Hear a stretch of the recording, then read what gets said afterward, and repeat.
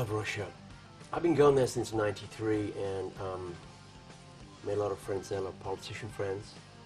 And the audiences there are really rock and roll, and they missed out on a lot of great songs in the '70s and '80s. And I felt it was my duty to go there, flying the Glenn Hughes flag and flying the Deep Purple Mark III, Mark IV flag. I just call it one of my spiritual homes. It's I have a lot of friends. I have an audience in Russia, and I have a great fan base. I find the Russian audiences to be very, very, very, very, very kind and generous, and they cry and they laugh and they love what I do. You know, we all talked about how grand a scale it would be to go to Russia. So the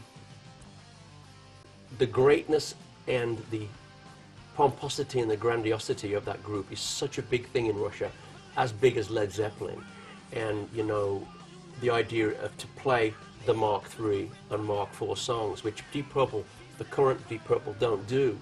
So when I go to play Russia and I play songs like Burn, Stormbringer, You Keep On Moving, Mistreated, Might Just Take Your Life, this time around, of course, for the first time ever, Holy Man Electric, everybody loves that song. There's 8 Deep Purple songs that no one will hear unless they come to see my show. So I feel very honored and privileged that I can have that fan base in Russia coming to see those great songs perform with my great band. So it's a privilege for me. Burn was just released. It was in the top 5 in America. It was a top 5 worldwide hit.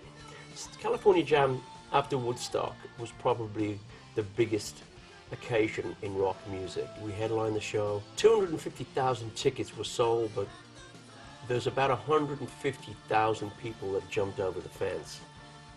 You can see on the footage how grand it was and how big and how many people, and we as a band were on fire that night. It was a great showcase for myself and David Coverdale. Richie was a little crazy that night, but crazy's good in rock and roll. The smashing of the equipment really started with Townsend and Blackmore. These were the two guys that took their anger out on their instruments. It really wasn't about showing off. I think Richie and Townsend broke their instruments because of their anger, their craziness on stage. When he blew up his equipment with dynamite, by the way, and we didn't know he was going to do that. We knew something was going to happen, but when he did, if you notice, he blew in Pace's glasses, broke his glasses, and I just jumped over the monitors. But what we did, we created a disturbance, we created rock and roll, we created the essence of 1974. I want to make things very clear to my Russian fans.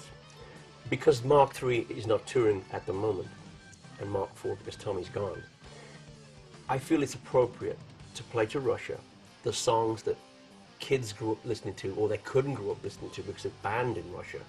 I want to give them their memories back as kids.